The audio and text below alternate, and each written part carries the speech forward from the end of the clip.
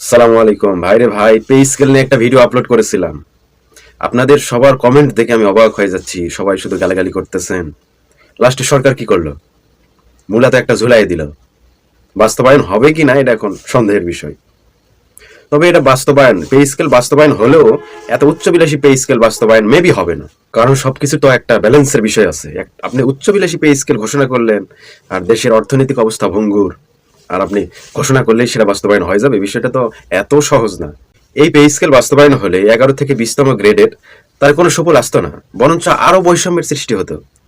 এই উচ্চবিলাসী pay scale বাস্তবায়ন হলে যারা একদম প্রথম দ্বিতীয় সারির আমলা তাদের সুবিধা হতো, আপনাদের সুবিধা হতো না। আপনারা সেই বৈষম্যের মধ্যেই থেকে যেতেন।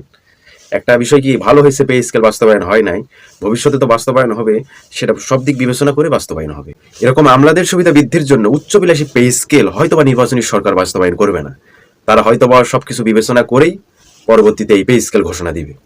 আমি ভাই পে স্কেলের বিরোধিতা না, পে স্কেল বাস্তবায়ন হোক সেটা আমি চাই। তবে সেটা যেন সব দিক বিবেচনা করেই বাস্তবায়ন করা হয়। সেটা যেন আপনাদের সরকারি চাকরিজীবীদের সুবিধার পাশাপাশি বেসরকারি চাকরিজীবীদের এই পে স্কেল বাস্তবায়ন হলে যেন কোনো ভোগান্তির মধ্যে না পড়ে, সব দিক বিবেচনা করে যেন পে স্কেলটা বাস্তবায়ন হয়। শুধুমাত্র আমলাদের খুশি করার জন্য এই উচ্চবিলাসী পে স্কেল বাস্তবায়নের আমার ঘোর বিরোধী। এই জন্য একটা কথাই বলবো যে পে স্কেল বাস্তবায়ন হোক, সমস্যা নেই, সেটা যেন জনমানুষের ক্ষতির কারণ না হয়। সাধারণ জনগণ যেন এই পে স্কেল বাস্তবায়ন হওয়ার পরে ভোগান্তির মধ্যে না পড়ে, বেকার সমাজ যেন দিনে দিনে বৃদ্ধি না হয়।